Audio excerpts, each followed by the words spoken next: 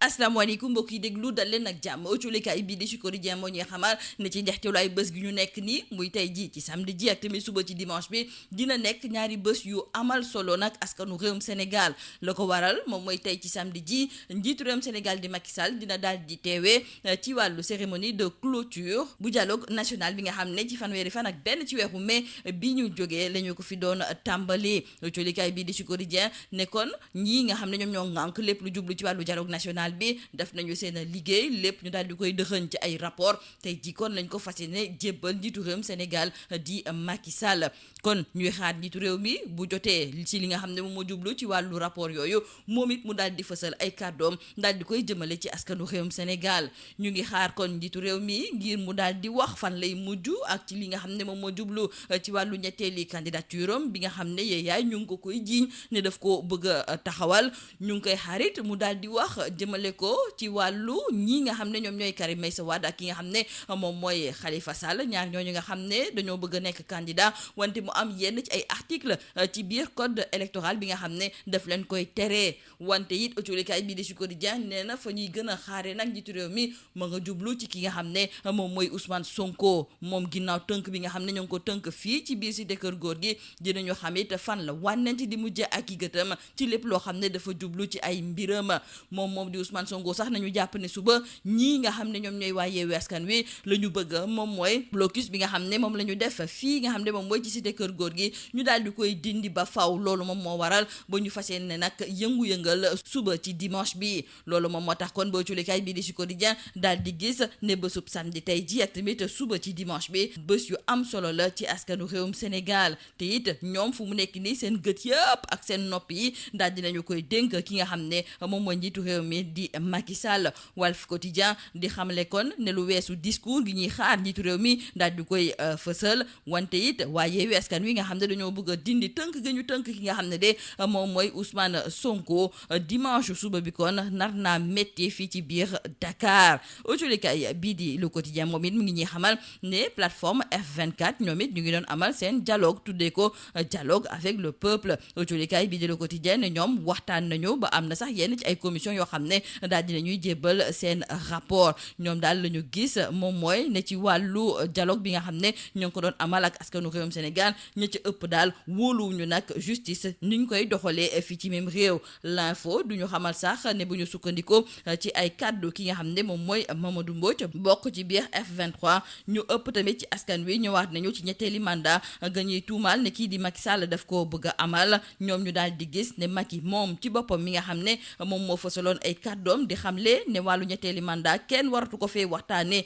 fii ci même réew ndaxte charte ndey réew mi daal dina ci indi ay leeral kii nga xam ne kon moom mooy Mamadou Mbodj ma ngay fàttali Macky Sall ak i ñoñam kàddu yooyu nga xam ne moo ngi ko doon fësal ci li nga xam ne kon askanu réewum Sénégal ñoo ngi koy xaar jëmale ko kon ci wàllu dialogue national bi nga xam ne tey jii dinañu jébbal rapport bi Vox Populi la mu ca gis moom mooy ne bëri na ay sénégalais yoo xam ne am nañ ci yaakaar ñeneen ñi moom xalaatuñu ne dina mujj fenn ñeneen ñi taluñu sax loolu nga xam ne tey jii moom la ñuy xaar li am ba des moom mooy ne ci wàllu dialogue politique boobu daal ku mel ni Karim Wade moom ma nga ciy gis boppam bu baax a baax ndaxte suñu maytuwulee fii lay jaaree mën a nekk candidat ci wàllu élection yi nga xam ne moom la ñu dëgmal autolikaay bi di enquête ne Karim mi nga xam ne juróom-ñaari at a ngi nii mu daal di génn ci réew mi nekk ca exil fa li nga xam ne moom mooy ca Qatar dina dellu si waatee ci ni mu waree beneen candidat ngi nii tey jii fës fang ci xët bu njëkk bu autolikaay bi di bés bi le jour muy Alioune Sarr moom mi nga xam ne kon moom mooy candidat wu CAP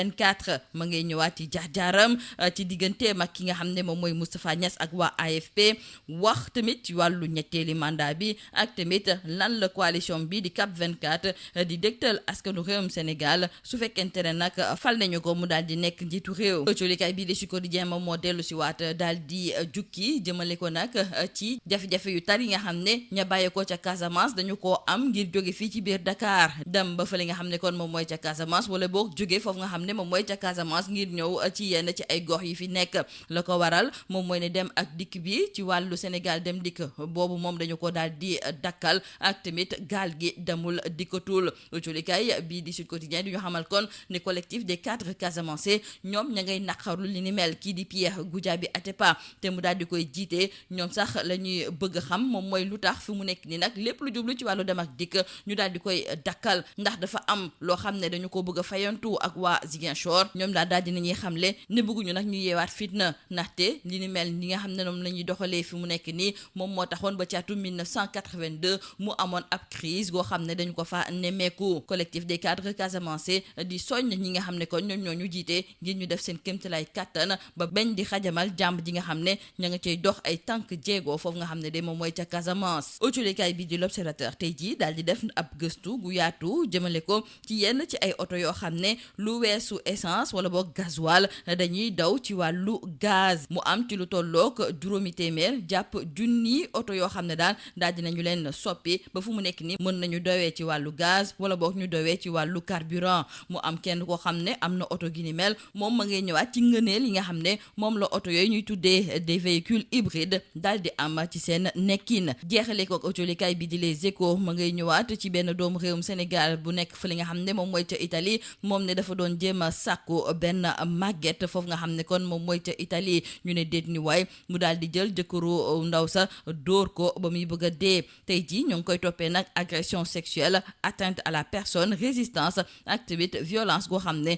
daf koo def jëmale ko ci benn agent public. lii moo nekkoon mbokk julikat yi li gën a fës ci biir autolikaay yi ñu leen di ñaanal njeextalu bés ak jàmm. Mesdames et messieurs, bonjour. Le journal Sud Quotidien nous annonce un week-end décisif pour le Sénégal, car le chef de l'État, Macky Sall, va présider aujourd'hui au Palais de la République la cérémonie de réception officielle des rapports des 8 commissions du dialogue national. Et le chef de l'État, Macky Sall, avait indiqué qu'il allait se prononcer sur les conclusions et recommandations des différentes commissions du dialogue national qu'il avait lancées le 31 mai dernier, mais aussi donner les grandes orientations qui permettront la consolidation de notre modèle démocratique et républicain. Partant de cette annonce et l'analyse de la situation de tension politique qui règne actuellement dans le pays, il faut dire avec nos confrères du journal Sud Quotidien que la position du président Macky Sall sera très attendue, notamment sur les conclusions de la commission politique. Outre la réception des rapports des 8 commissions du dialogue national,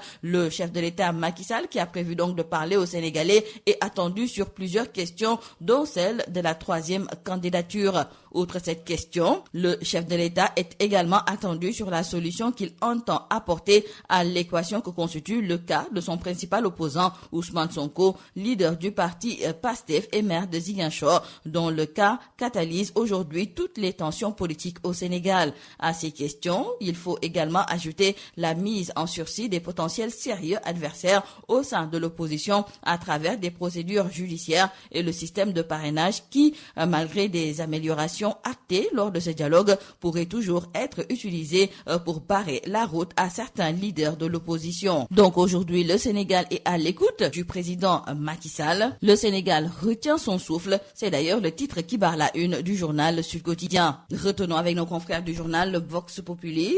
concernant ce dialogue national, entre points d'accord et de désaccord, les Sénégalais sont partagés entre espoir, déception et désintérêt. Nos confrères qui se sont entretenus avec quelques Sénégalais nous livrent aujourd'hui leur réaction. D'ores et déjà, nos confrères du journal Walf Quotidien, par rapport à ce discours du chef de l'État Macky Sall et cette marche pour la levée du blocus du domicile de Sonko, nos confrères de Walf Quotidien nous annoncent un dimanche de tous les dangers. La plateforme F24 a aussi tenu son dialogue national dénommé Dialogue avec le peuple. Et selon nos confrères du quotidien Le Quotidien, 2 des 4 commissions ont déjà rendu leur rapport. Et hier, nous informent nos confrères du journal L'Info, lors de la cérémonie de restitution des travaux du dialogue avec le peuple, le F24 a visionné les différentes déclarations médiatiques du président Macky Sall ainsi que de ses partisans sur la limitation des mandats à 2. Ce qui fait dire à Mamadou Mbodj, le coordonnateur donc du F24, que nous devons retenir que si le 3e mandat parvient à prospérer, c'est l'équivalent d'un coup d'État constitutionnel. Celui qui dépose une candidature pour un 3e mandat est en train de faire une tentative de coup d'État constitutionnel. Quoi qu'il en soit, retenons avec nos confrères du journal Enquête que ce dialogue national a permis au fils de l'ancien chef de l'État Abdoulaye Wade de pouvoir être candidat à la prochaine élection présidentielle. Karim Meïssa Wade, nous disent nos confrères du journal Enquête, en exil depuis 7 ans, part loin derrière derrière ses adversaires politiques et avant la chute des libéraux, il symbolisait la dérive affairiste des années Wade. Le vent a tourné et Karim surfe désormais sur le sentiment d'injustice auquel son procès a donné lieu. Parlons de cet autre candidat à la présidentielle de février 2024. Il s'agit de Aliou Sarr, le candidat de la CAP 24. Dans Besbi le jour, nos confrères qui se sont entretenus avec lui reviennent sur son parcours. Aliou Sarr raconte ses relations avec Moustapha Niasse et aussi avec l'AFP. Il s'est aussi prononcé sur la 3e candidature du chef de l'État Macky Sall, mais aussi sur ce que propose sa coalition CAP 24. Dans le journal Sud Quotidien, nos confrères nous parlent de ce blocus au niveau de Ziguinchor. Le collectif des cadres casamançais dirigé par l'entrepreneur et architecte Pierre Goudiaby Atepa déplore avec fermeté les mesures restrictives sur le transport vers le sud du Sénégal. Il a constaté que depuis quelques jours, à l'exception de l'avion, aller en Casamance ou venir pose problème du fait de certaines décisions administratives très surprenantes de la part de Kosama, de Sénégal Demdik, mais aussi du gouverneur de Ziguinchor, des décisions liées à la sécurité. Et toujours dans le communiqué parvenu à nos confrères du journal Sud Quotidien, le collectif des cadres casamançais est d'avis que ces mesures sécuritaires ne correspondent pas du tout à la réalité. Pour Pierre Goudiaby Atepa et ses camarades, les mesures restrictives constatées sur le transport ont occasionné des frustrations au niveau des populations qui s'interrogent sur la compréhension par certaines autorités des conséquences des frustrations enregistrées auparavant à tous les niveaux et ayant occasionné la crise de 1982. Le collectif réaffirme enfin sa volonté de travailler pour la paix et le développement de la Casamance. Dans le journal L'Observateur, nos confrères nous proposent aujourd'hui tout un reportage sur les voitures hybrides. Et selon nos confrères de l'Obs, ça carbure à plein gaz ici à Dakar. Notons qu'il y a entre 500 et 1000 véhicules déjà transformés en hybrides et un utilisateur d'affirmer qu'au lieu de 35 000 francs CFA en essence, il fait ses courses avec 12 000 francs CFA de gaz. Terminons par nos confrères du journal Les Échos qui nous parlent de ce compatriote considéré comme un détraqué sexuel et qui risque gros en Italie. Ce compatriote donc a tenté de violer une vieille femme. Il a tabassé son mari qui la défend et il est poursuivi pour agression sexuelle, atteinte à la personne, résistance et violence contre agents publics. C'est tout à vos journaux et très bonne lecture.